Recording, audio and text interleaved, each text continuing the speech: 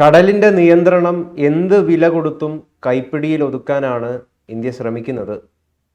German ചാൻസലറായിട്ടുള്ള Frederick Merz കഴിഞ്ഞ ദിവസം ഇന്ത്യയിൽ സന്ദർശിക്കുകയുണ്ടായി.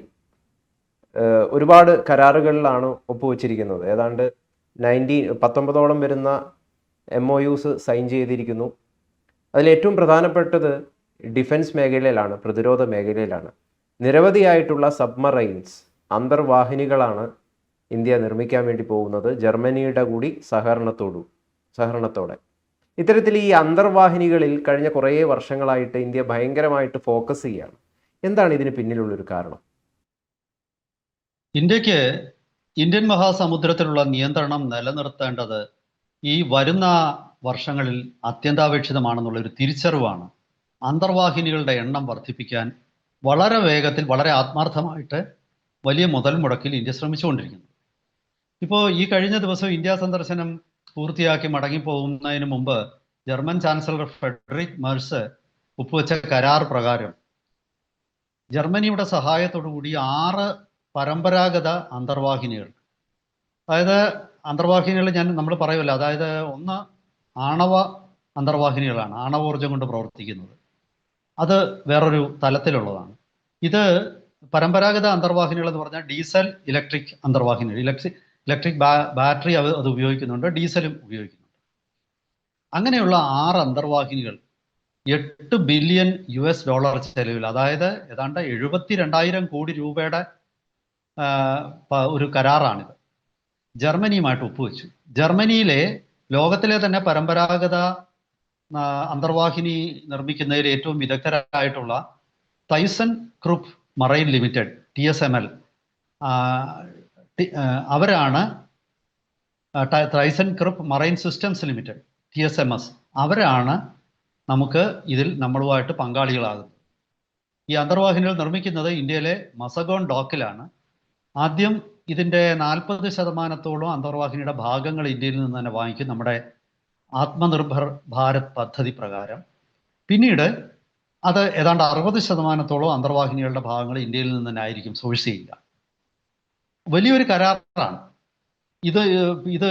ഈ തൈസൺ ഗ്രൂപ്പിനോടൊപ്പം തന്നെ ഒരു സ്പാനിഷ് കമ്പനിയും ഈ കരാറിന് വേണ്ടി ശ്രമിച്ചിരുന്നു. പക്ഷേ അവരെ മാറ്റിയത്, അതായത് സ്പാനിഷ് കമ്പനിയുടെ പേര് SAT, അവരെ മാറ്റിയത് ഈ എയർ ഇൻഡിപെൻഡന്റ് പ്രൊപ്പൽഷൻ എന്നൊരു സംവിധാനം. അതായത് അന്തർവാഹിനികൾ എപ്പോഴും അടിയിലൂടെയാണ് സഞ്ചരിക്കുന്നത്, അത് നമുക്കറിയാം. പക്ഷേ ഈ പഴയ കാലത്തെ അന്തർവാഹിനികളൊക്കെ തന്നെ 2-3 ദിവസത്തിൽ ഒരിക്കൽ, ചിലപ്പോൾ ചിലതിന് എല്ലാ ദിവസവും തന്നെ മുകളിലേക്ക് പൊന്തണ്ട വരും. കാരണം ഈ വായു അന്തരീക്ഷത്തിൽ നിന്നും വലിച്ചെടുക്കണം. ഒന്നുകിൽ അത് മുകളിലേക്ക് വരും, അതല്ലെങ്കിൽ സ്നോർക്കൽ എന്ന് പറയുന്ന ഒരുതരം കുഴല്, ആ കുഴല് മുകളിലോട്ട് വരും. ആ കുഴല് കാണുമ്പോൾ അന്തർവാഹിനികളെ എതിർക്കുന്ന കപ്പലുകൾക്ക് മനസ്സിലാവും ഇവിടെ ഒരു അന്തർവാഹിനി ഉണ്ടെന്ന്. അവരുടൻ തന്നെ ഡെപ്ത് ചാർജ് എന്നൊക്കെ പറയുന്ന ഈ സമുദ്രത്തിനടിയിൽ പൊട്ടിത്തെറിക്കുന്ന കുഴിബോംബ് പോലുള്ള ബോംബുകൾ, ആ ഡെപ്ത് ചാർജ് ഇടുക, അല്ലെങ്കിൽ മിസൈലുകൾ അയച്ചോ ഈ അന്തർവാഹിനിയെ തകർക്കും. അപ്പൊ കണ്ടുപിടിക്കാൻ വലിയ സാധ്യതയുണ്ട്. ഈ ഒരു അന്തർവാഹിനി സമുദ്ര ഉപരിതലത്തിലേക്ക് വരികയോ അല്ലെങ്കിൽ അതുപോലെ അത് സ്നോർക്കൽ ഉപയോഗിച്ച് വായു വലിച്ചെടുക്കുകയോ ചെയ്താൽ, അപ്പോൾ അത് ഈ സമുദ്ര ഉപരിതലത്തിലോട്ട് വരാതെ ആഴ്ചകളോളം സമുദ്രത്തിനടിയിൽ കഴിയണമെങ്കിൽ ആ അന്തർവാഹിനിക്ക് ഉള്ളിൽ തന്നെ ഓക്സിജൻ ഉൽപ്പാദിപ്പിക്കണം. അങ്ങനെ ഉൽപ്പാദിപ്പിക്കാനുള്ള ടെക്നോളജി അതിനാണ് എയർ ഇൻഡിപെൻഡന്റ് പ്രൊപ്പൽഷൻ എന്ന് പറയുന്നത്. അങ്ങനെ അത് ബാറ്ററി ഉപയോഗിച്ചാവാം, അതല്ലെങ്കിൽ മറ്റ് ഇക്കോ ഫ്രണ്ട്ലി ഫ്യൂവൽസ് ഉപയോഗിച്ച് ഓക്സിജൻ ഉൽപ്പാദിപ്പിക്കാം. അങ്ങനെയുള്ള ആധുനിക സംവിധാനങ്ങളുണ്ട്.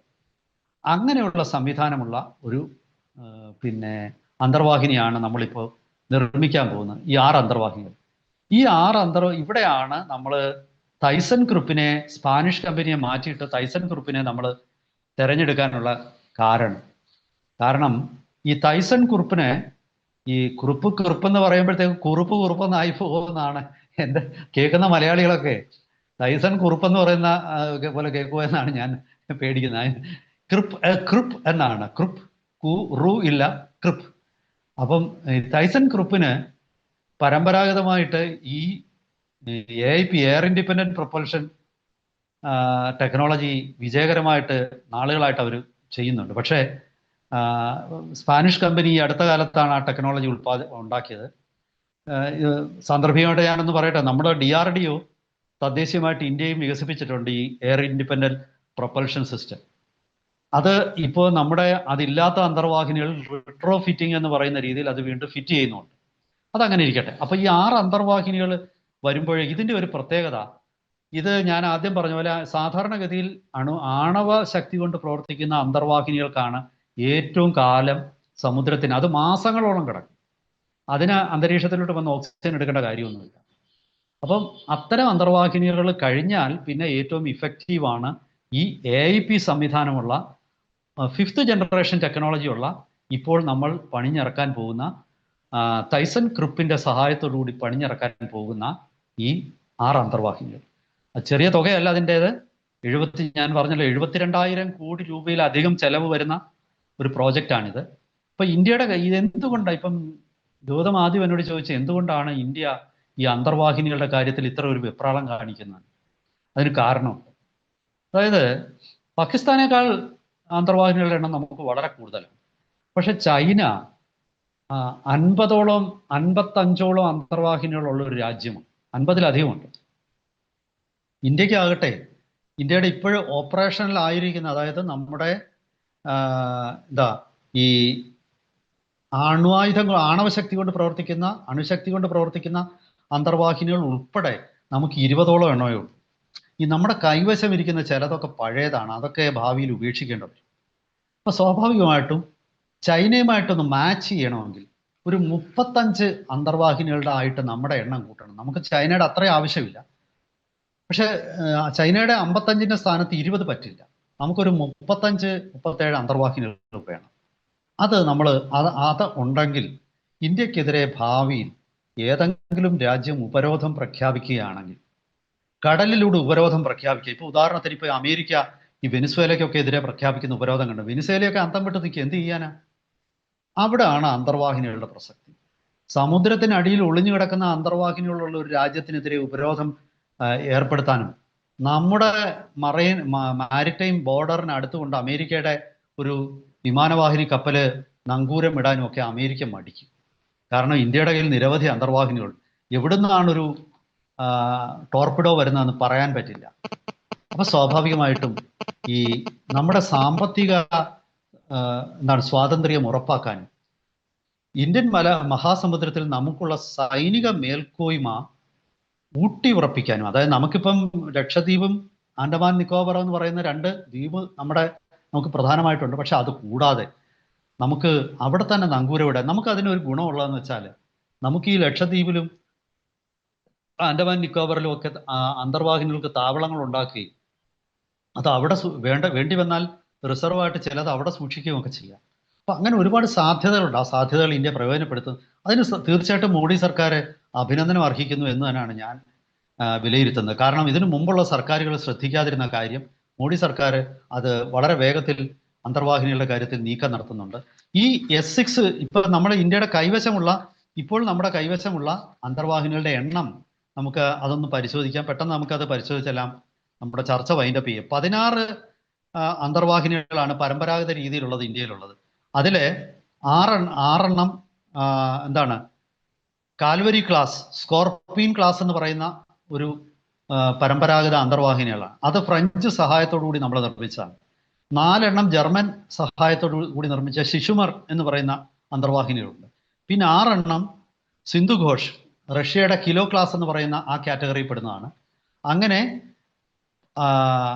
16, അതായത് 6 സ്കോർപിയന്, 4 ശിശുമർ, 6 സിന്ധുഘോഷ്, അങ്ങനെ 16. പിന്നെ ഇനി നമ്മൾ INS അരിഹന്ത, INS Arighat, INS Arindam. ഈ അരിന്ധാം ഇതുവരെ നമ്മുടെ ഓപ്പറേഷനിലായിട്ടില്ല. പക്ഷെ അത് ഈ വർഷം ഒരു 2-3 മാസത്തിനുള്ള ഓപ്പറേഷനിലാവും. അപ്പോൾ അതുകൂടെ കൂട്ടുമ്പോൾ 23. അത് 3 അണുശക്തി കൊണ്ട് പ്രവർത്തിക്കുന്നതാണ്. ഈ പരമ്പരാഗത അന്തർവാഹിനികൾ ഏതാണ്ട് എനിക്ക് തോന്നുന്നു ഒരു 40ഓളം നാവികരായിരിക്കും ഉണ്ടാകുന്നത്. അതിൻ്റെ ഒരു ഫോഴ്സ് സ്ട്രെങ്ത് ഏതാണ്ട് ഒരു 60-70 മീറ്റർ ഒക്കെ 60 മീറ്റർ ഒക്കെ നീളം വരുന്ന അന്തർവാഹിനികളാണ് ഇതൊക്കെ. ഇനിയും ഒരെണ്ണം കൂടി, ഈ 3 കൂടെ കൂട്ടുമ്പോൾ 16 3 19. ഇനി ഒരെണ്ണം കൂടി S4 എന്ന് പറയുന്ന ഒരെണ്ണം നമ്മൾ സീ ട്രയൽ നടത്തിക്കൊണ്ടിരിക്കുകയാണ്. അതും അടുത്ത വർഷം കൂടെ കൂടും. അങ്ങനെ 20 അന്തർവാഹിനികൾ, അതിൽ 4 എണ്ണം എന്താണ് 1 വർഷത്തോളം വേണമെങ്കിലും വെള്ളത്തിനടിയിൽ കിടക്കാവുന്ന അണുശക്തി കൊണ്ട് പ്രവർത്തിക്കുന്നവയാണ്. അതുകൂടാതെ നമ്മൾ ആ S5 ക്ലാസ്സിലുള്ള 5 എണ്ണം ഇപ്പോൾ പണി തുടങ്ങിയിട്ടുണ്ട്. ആ 5 എണ്ണം കൂടെ പണി പൂർത്തിയാകുന്നതിന് കൂടാതെ 3 ഫ്രാൻസിന്റെ സഹായത്തോടു കൂടി, ഞാൻ ആദ്യം പറഞ്ഞു സ്കോർപിയൻ 6 എണ്ണം ഉണ്ടെന്ന്, അത് ഒരു 3 എണ്ണം കൂടെ പണിയാനുള്ള ക്ലിയറൻസ് ഒക്കെ കിട്ടിയിട്ടുണ്ട്. പ്രധാനമായി ക്യാബിനറ്റ് കമ്മിറ്റി ഓൺ സെക്യൂരിറ്റി CCSന്റെ അന്തിമ അപ്രൂവൽ കാത്തു കിടക്കുകയാണ്. അതുകൂടി വന്നാൽ ഇപ്പോൾ 20 എണ്ണം കൂടാതെ 5 S5, 3 എണ്ണം ഇത്, അപ്പം 25 3 28. പിന്നീട് നമ്മൾ പണിയാൻ ഉദ്ദേശിക്കുന്നത് ഒരു 6 SSN എന്ന് പറയുന്ന വീണ്ടും അണുശക്തി കൊണ്ട് പ്രവർത്തിക്കുന്ന വരുന്നുണ്ട്. അത് വന്നാൽ 28ഉം 6ഉം 34. അതിൻ്റെ കൂടെ ഈ പറയുന്ന 6 എണ്ണം ജർമ്മനിയുടെ സഹായത്തോടെ, അങ്ങനെ 42 അന്തർവാഹിനികളുടെ ഒരു ശക്തിയാവും ഒരു 2035 38 ആകുമ്പോഴേ. അത് നമ്മുടെ ആവശ്യത്തിന് മിനിമമാണ്. ചൈനയെ മറികടക്കാനല്ല, ഇന്ത്യക്ക് ഒരു 40ഓളം അന്തർവാഹിനികൾ ഉള്ള ഇന്ത്യ ഒരു വലിയ ശക്തി തന്നെയാണ്. അത് എല്ലാവരും ഭയക്കും. അതിൽ 4-5 എണ്ണം SSBN എന്ന് പറയുന്ന ഷിപ്പ് സബ്മേർസിബിൾ ബലിസ്റ്റിക് ന്യൂക്ലിയർ എന്ന് പറയുന്ന ന്യൂക്ലിയർ അന്തർവാഹിനികളാണ്. അതിൽ ബലിസ്റ്റിക് മിസൈൽ കാണും. ഓരോന്നിലും 12ഓളം ബലിസ്റ്റിക് മിസൈൽ അണ്വായുധങ്ങൾ കാണും. ഇന്ത്യ ഇനി അണ്വായുധ രാജ്യങ്ങൾ ഇന്ത്യയെ ആക്രമിക്കാനൊന്നും മടിക്കും. കാരണം അതിലെ ഒരു അന്തർവാഹിനി എന്നുള്ള അണുവായുധങ്ങൾ വീണാൽ മതി, പാകിസ്ഥാൻ മുഴുവൻ തീരും. ഒരൊറ്റ അന്തർവാഹിനി മതി. അങ്ങനെ 5 എണ്ണം ഉണ്ടെങ്കിൽ മനസ്സിലാക്കാമല്ലോ. അത് വരും. അത് ഒരു ഘട്ടത്തിൽ. പിന്നെ ഈ പറയുന്നത് കൂടാതെ ഈ 40 എണ്ണോ 42 ഞാൻ പറഞ്ഞ അത് കൂടാതെ ഒരു 6 SSN എന്ന് പറയുന്ന ഷിപ്പ് സബ്മേഴ്സിബിൾ ന്യൂക്ലിയർ എന്ന് പറയുന്ന അത്തരം അണുശക്തി കൊണ്ട് പ്രവർത്തിക്കുന്ന അന്തർവാഹിനികളും ഇന്ത്യ തയ്യാറാക്കുന്നുണ്ട്. അതായത് അതിൽ ബലിസ്റ്റിക് മിസൈലുകളോ അണ്വായുധങ്ങളോ ഉണ്ടാവില്ല. പരമ്പരാഗത ക്രൂയിസ് മിസൈലുകളും, വേണമെങ്കിൽ ആ ക്രൂയിസ് മിസൈലുകൾ അണ്വായുധം ഘടിപ്പിക്കുകയും ചെയ്യാം. അപ്പോൾ അത്തരം ഒരു 5 എണ്ണം കൂടെ വരുന്നുണ്ട്. എന്തായാലും ഒരു 45-48 അന്തർവാഹിനികൾ വരും ദിവസങ്ങളിൽ ഇന്ത്യ രംഗത്തിറക്കും. ഈ പദ്ധതികളൊക്കെ അതുപോലെ നടക്കണം. വെറുതെ പേപ്പറിലായാൽ പോരാ. എന്തായാലും ശരി, S5 ക്ലാസ്സിലുള്ള 13,500 ടൺ ഡിസ്പ്ലേസ്മെന്റ് ഉള്ള അന്തർവാഹിനികൾ ഇപ്പോൾ തന്നെ പണി തുടങ്ങിക്കഴിഞ്ഞിരിക്കുകയാണ്. അതുപോലെ തന്നെ ജർമ്മനിയുമായിട്ട് കരാർ ഒപ്പിട്ടിരിക്കുന്നു. ഒക്കെ ശുഭസൂചകങ്ങളാണ്. വരും ദിവസങ്ങളിൽ ഇന്ത്യൻ മഹാസമുദ്രം ഇന്ത്യയുടെ ബാക്ക്യാർഡ് ആണോ എന്ന് പണ്ട് ചൈന ചോദിച്ചിട്ടുണ്ട്. ആ പേര് ഇന്ത്യൻ മഹാസമുദ്രമാണെന്നാണെങ്കിലും അത് ഇന്ത്യയുടെ പിന്നാമ്പുറമൊന്നും അല്ല എന്ന് ചൈന പറഞ്ഞിട്ടുണ്ട്. എന്തായാലും വരും ദിവസങ്ങളിൽ അത് ഇന്ത്യയുടെ പിന്നാമ്പുറം തന്നെ ആയിരിക്കും എന്ന കാര്യത്തിൽ എനിക്ക് സംശയമൊന്നുമില്ല. എന്തായാലും ഇന്ത്യ നാവിക ശക്തി വളരെ ബുദ്ധിപൂർവ്വം ഇന്ത്യ വർദ്ധിപ്പിക്കുന്നു. നമുക്ക് ഒരു യുദ്ധമുണ്ടായാൽ കറാച്ചി പോർട്ട് നിസ്സാരമായിട്ട് ഉപരോധിക്കാൻ ഇന്ത്യക്ക് പറ്റും. അതുപോലെ ബംഗ്ലാദേശിന്റെ ചിറ്റഗോങ് പോർട്ടും നമ്മുടെ ദയാദാക്ഷിണ്യത്തിലായിരിക്കും. വരും ദിവസങ്ങളിൽ നമുക്ക് ഈ ഒരു അതിശക്തമായ ഒരു മുന്നേറ്റം, സമുദ്രത്തിന്റെ രാജാവായിട്ട് ഇന്ത്യ തന്നെ ആയിരിക്കും. ഇന്ത്യൻ മഹാസമുദ്രം പേര് പോലെ തന്നെ ഇന്ത്യ നിയന്ത്രിക്കുന്ന വർഷങ്ങളായിരിക്കും ഇനി വരാൻ പോകുന്നത്.